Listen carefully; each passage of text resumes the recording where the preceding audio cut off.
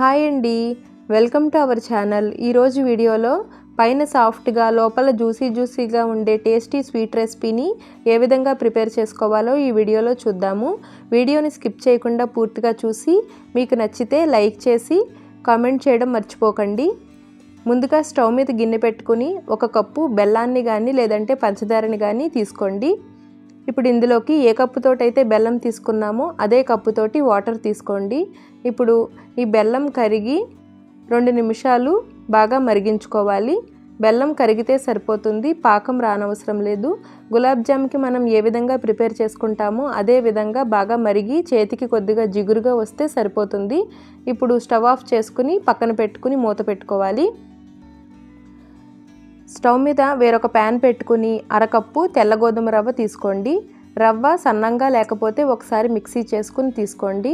రవ్వ సన్నంగా ఉంటే స్వీట్ చాలా బాగుంటుంది. ఇప్పుడు రవ్వ లో ఫ్లేమ్లో బాగా మంచి రంగు వచ్చే వరకు ఫ్రై చేసుకోవాలి. రవ్వని ఎంత బాగా ఫ్రై చేసుకుంటే స్వీట్ టేస్ట్ అంత బాగుంటుంది. ఇప్పుడు ఇందులోకి 1 కప్పు కాచి చల్లారబెట్టుకున్న పాలని వేసుకోవాలి. మనం ఏ కప్పుతోటైతే రవ్వని తీసుకున్నామో అదే కప్పుతోటి మిగతావన్నీ కూడా కొలిచి తీసుకుంటే స్వీట్ టేస్ట్ బాగా కుదురుతుంది. ఈ రవ్వ పాలని బాగా పీల్చుకుని దగ్గరగా అయిపోయిన తర్వాత స్టవ్ ఆఫ్ చేసుకోవాలి.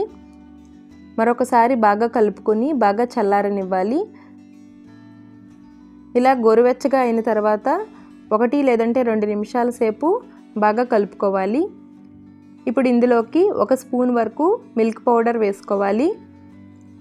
1/2 స్పూను బేకింగ్ పౌడర్, 1/2 స్పూను ఇలాచీ పొడి, 1 స్పూను నెయ్యి వేసుకొని బాగా కలిసేలాగా కలుపుకొని మనం గులాబ్ జామ్కి ఏ విధంగా సాఫ్ట్గా కలుపుకుంటామో అదే విధంగా కలుపుకోవాలి. రవ్వ సన్నంగా ఉండేది తీసుకుంటే పిండి సాఫ్ట్గా వస్తుంది, లేదంటే తినేటప్పుడు కొద్దిగా మురంగా అనిపిస్తుంది. రవ్వ సాఫ్ట్గా ఉండేలాగా మిక్సీ పట్టుకుని తీసుకోండి.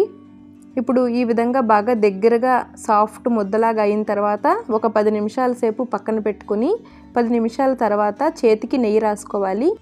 కొద్దిగా పిండి ముద్దని తీసుకొని సిలిండ్రికల్ షేప్లో కానీ లేదంటే రౌండ్ షేప్లో కానీ చేసుకోవచ్చు. ఇప్పుడు ఇలా రెడీ చేసుకున్న తర్వాత ఒక ప్లేట్లోకి తీసుకొని మూత పెట్టుకోవాలి, డ్రై అయిపోకుండా ఉంటాయి. ఇలా రౌండ్ షేప్లో తీసుకొని కొద్దిగా నొక్కి ప్రెస్ చేసైనా తీసుకోవచ్చు. ఎలాగైనా ఈ స్వీట్ని మనం రెడీ చేసుకోవచ్చు, చాలా టేస్టీగా ఉంటుంది. అన్నింటినీ ఈ విధంగా రెడీ చేసుకున్న తర్వాత డీప్ ఫ్రై కోసం ఆయిల్ పెట్టుకోవాలి. ఆయిల్ గోరువెచ్చగా ఉన్నప్పుడు మాత్రమే మనం ఫ్రై చేసుకోవాలి. మరీ ఎక్కువగా వేడిగా ఉండగా ఫ్రై చేసుకుంటే పైన రంగు వస్తాయి, లోపల సరిగ్గా ఉడకదు. అందువల్ల ఆయిల్ గోరువెచ్చగా ఉండగానే మంటని లో టు మీడియం ఫ్లేమ్లో పెట్టుకుని వెంటనే గరిటెతోటి తిప్పకుండా 2 వైపులా మంచి రంగు వచ్చే వరకు ఫ్రై చేసుకోవాలి. మనం గులాబ్ జామ్కి ఏ విధంగా ఫ్రై చేసుకుంటామో అదే విధంగా తక్కువ మంట మీద ఫ్రై చేసుకోవాలి. ఈ విధంగా రంగు వచ్చేలాగా ఫ్రై చేసుకోవాలి. రెండవసారి వేసినప్పుడు స్టవ్ ఆఫ్ చేసుకుని మనం రెడీ చేసి పెట్టుకున్న జామున్స్ని కూడా వేసుకుని మంటని లో టు మీడియం ఫ్లేమ్లో పెట్టుకుని స్టవ్ ఆన్ చేసుకుని ఫ్రై చేసుకోవాలి. ఇప్పుడు బెల్లం పాకాన్ని వడగొట్టుకోవాలి. ఇందులో ఏదైనా పుల్లలు డస్ట్ ఏదైనా ఉంటే ఫిల్టర్ అవుతుంది. పాకం ఇంకా జామున్స్ గోరువెచ్చగా ఉండగానే పాకంలో వేసుకోవాలి. 2 కూడా గోరువెచ్చగా ఉండేలాగా చూసుకోండి. ఇప్పుడు ఒకసారి బాగా కలుపుకొని ఒక 2 గంటల సేపు పక్కన పెట్టుకోవాలి. అప్పుడే బాగా నానతాయి. 2 గంటల వరకు మూత పెట్టేసుకోవాలి. 2 గంటల తర్వాత పాకాన్ని బాగా పీల్చుకొని సాఫ్ట్ అవుతాయి. ఇందులో గుర్తుపెట్టుకోవాల్సింది ఏంటంటే రవ్వ బాగా సన్నంగా ఉండేలాగా చూసుకోవాలి. బెల్లంతో చేస్తే ఒక రుచిగా ఉంటుంది, పంచదారతో చేస్తే ఒక రుచిగా ఉంటుంది, అది మీ ఇష్టం. ఈ విధంగా పైన సాఫ్ట్గా లోపల జ్యూసీగా చాలా రుచిగా ఉంటాయి. వీడియో నచ్చితే లైక్ చేసి షేర్ చేయండి. Thank you.